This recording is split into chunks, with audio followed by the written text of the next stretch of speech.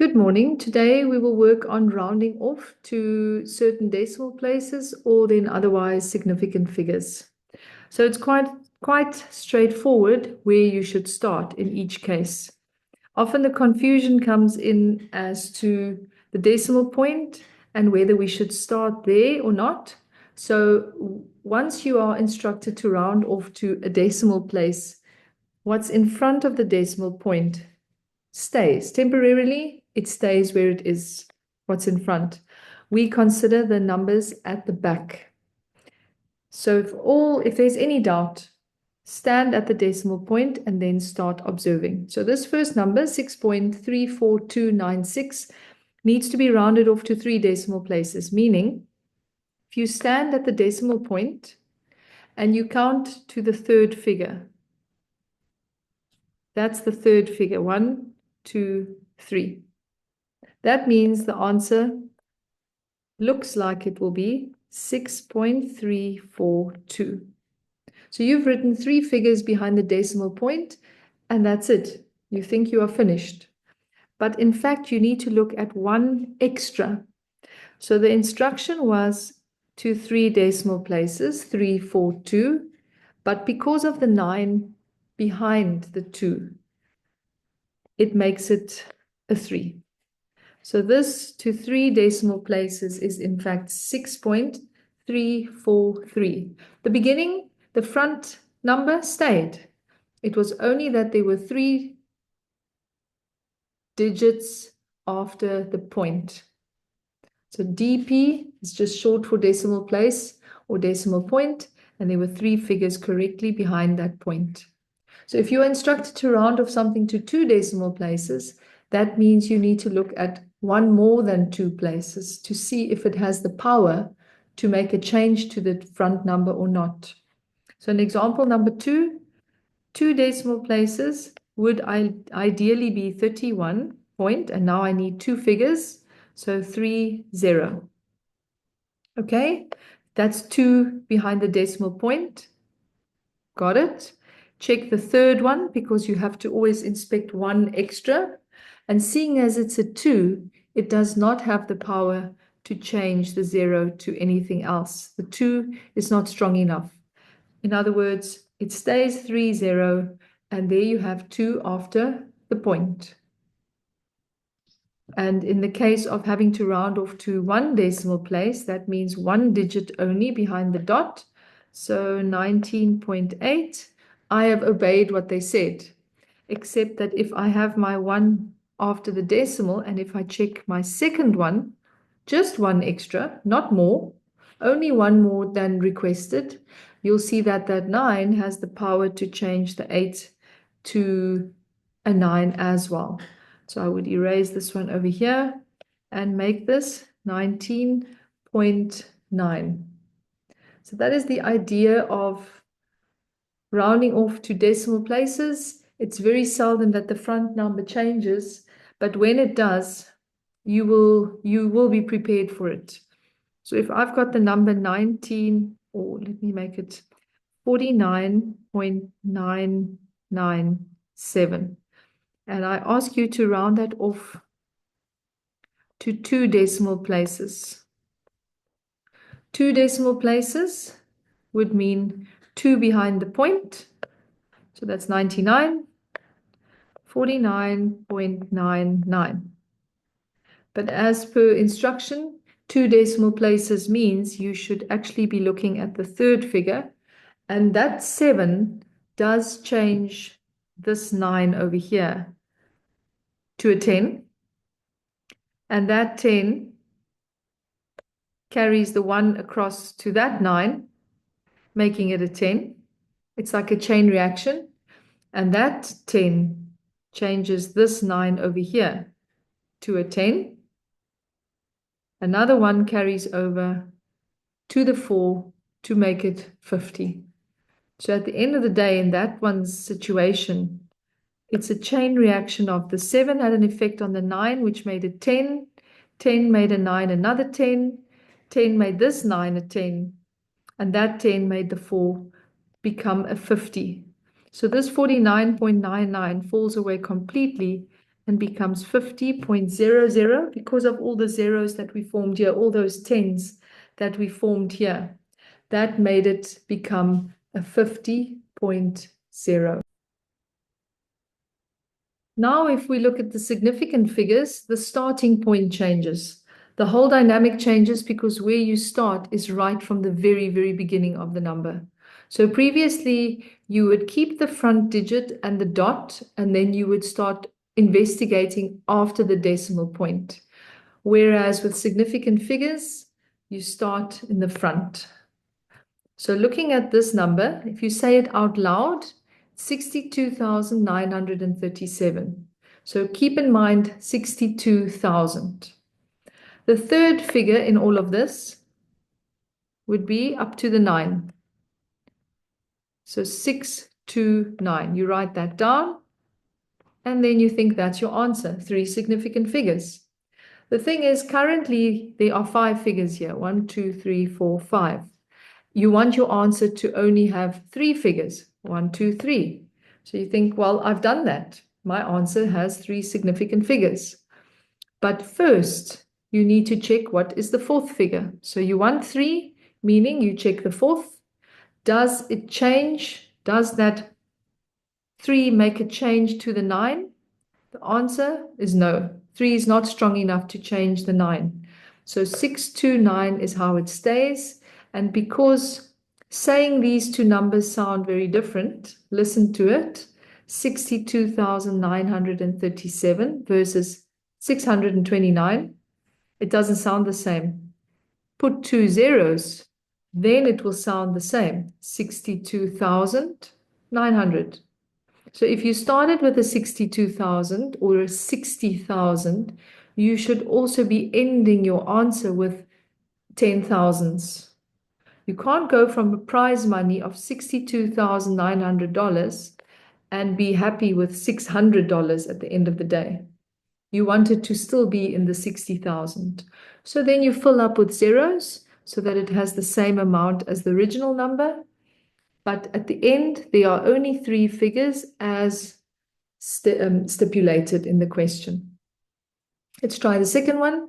A significant figure, it doesn't qualify when it's a whole bunch of zeros in the beginning.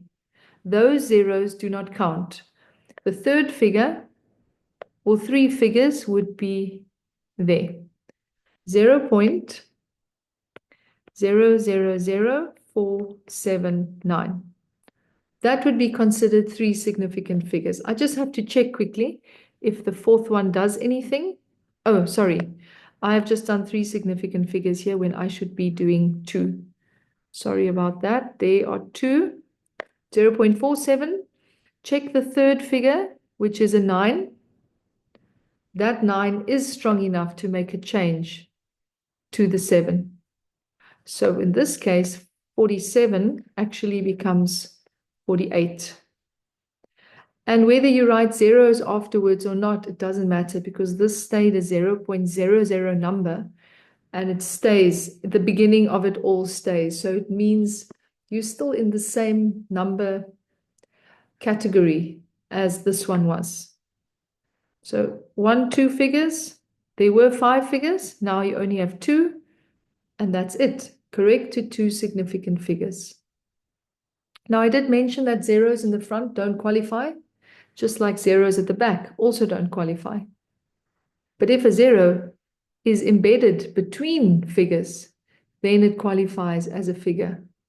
So you're looking at the number of significant figures in this is 1, 2, 3, 4, 5, because the 0 is in between. So for me to round this to 3 significant figures, I would be underlining those. Checking the 4th figure, 2 does nothing to the 7 at all. So your answer would be the part that I've underlined, 0.0807. And that one has 3 significant figures. Not that or that 0, no. But the 0 in between the 8 and 7 qualifies. And therefore this now has 3 significant figures, and it is the end of the question. With one significant figure, you again have to speak to yourself because this is a large number, 17,439. So one significant figure means I should just write the 1. If I check one extra, it's a 7. 7 has the power to change the 1 to a 2. But 2 can't be the answer. It's one figure, but it can't be the final answer because this was 17,000. So it's as if you make the 17 become a 20 and then 1,000. So if you started by saying 10 thousands, you must also end in saying 10 thousands. Only writing 2 looks ridiculously wrong though, also. Prize money of so much, $17,000. Would you be happy with leaving with only $2? I think it wouldn't be a happy situation. But if they rounded it and said, we don't have change, let's make it 20,000, then you have your one figure only, and the rest at the back are zeros. They don't qualify. The back zeros don't qualify. The front zeros don't qualify. Only the in-betweener qualifies. So there are 4 examples of where you actually start at the first number in each of them. First number was 6 and you start counting. The first number here was 4 and you start counting. First number was 8 and you start counting. And the first number here was the 1 and you started counting. Extremely different to decimal places. The decimal place I always only highlighted or underlined after the dot. I never started before the dot. It was always here from here on out that things started happening. So the difference between decimal and significant figures, there is a big difference, and it could actually affect your answers drastically. That brings me to estimation, and the essence of estimation is very much if you can round off numbers, especially to one significant figure. I use this example a lot when I go shopping. If I have prices of things and if something costs me $5.94, my mind tells me, okay, I need $6 for this. That's just how it works. I do not want to think about those few cents that I need to put together to make the 4 cents and then the 9, 10 cents to help me here and a long division sum. It's not very nice to do a sum like that manually without a calculator. With estimation, you are not supposed to use a calculator at all. So you make the numbers convenient so that you are able to work them out without the necessary calculator, without thinking the calculator is even an option. So one significant figure is the best way to go. One significant figure means you start at the front and you find one figure. You check one extra. 9 makes the 5 a 6. So the first number can be seen as a nice whole 6. The second number, one significant figure, underline it. One extra, 0.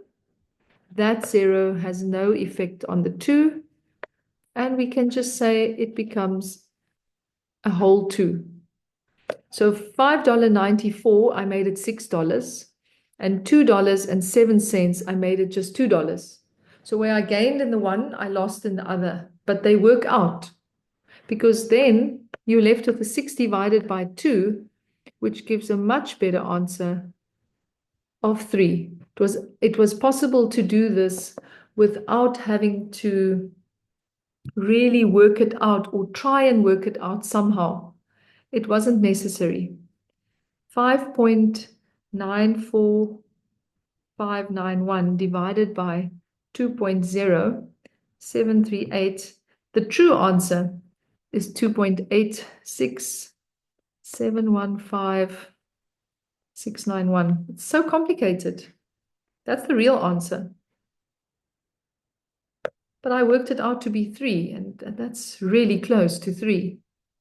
So remember that estimation doesn't mean you should guess what the answer should be, or you should quickly work it out on your calculator to see more or less what the answer is and then write a guess. No. The way to do estimation is to round each number that you get to 1SF, and it'll turn out that your answer is more or less 3. That's why we use this approximate symbol to show that it is more or less. And in my second example, if something costs $19.71, it's safe to say that it costs $20. You make it 20 squared minus 2.95. If you make that one figure only, it's a 3. And 22, remember, if I underline the first two and I check the second one, that second one does not do anything to the first two. So this just stays a 20. Not a 2, it's 22, so it should become 20. And then over, at the bottom, if we look at significant figure, the first significant figure is 6. The second one, however, is an 8. 8 will make that 6 a 7.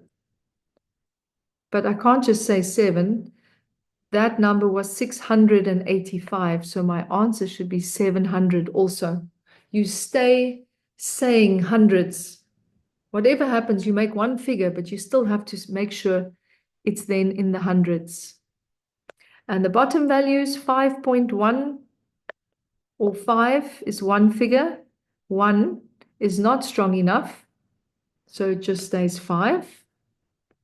And plus 1.7, so if I underline the 1 and I draw an arrow on the 7, you will see that the 7 has the power to change that 1 to a 2. And you'll find a lot more user-friendly numbers are facing us now. So the first answer, 20 squared, just do 2 squared. 2 squared is 4, and 2 zeros, that's the 400. Minus 3 times 20 is 60. Easy enough to do, no calculator needed. The bottom, 700 divided by 7. Nice and easy. Brings us to a top of 340. If I subtract those two, and a bottom of 100.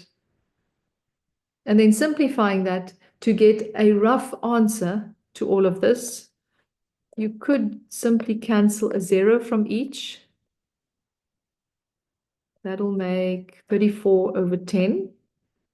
And you know that if you ever divide anything by 10, it just means move it back one place.